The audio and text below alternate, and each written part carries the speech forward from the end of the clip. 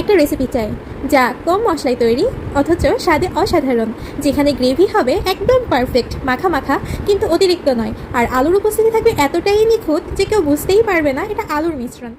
এই জন্য প্রথমে 1 কেজি গরুর মাংস নিয়েছি।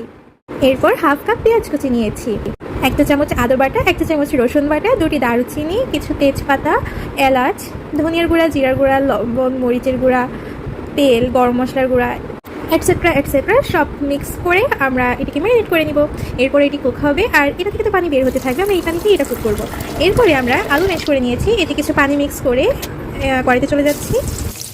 এরপরে কিছু পেঁয়াজ কুচি আর আস্ত জিরা দিয়ে এটিকে বেরেস্তা করে নিব। এরপর এই বেরেস্তার মধ্যে আমরা আলুর মিশ্রণকে ঢেলে দিব। অনেকেই এই রেসিপিটিকে গরুর মাংসের আলু ঘাটি বলে।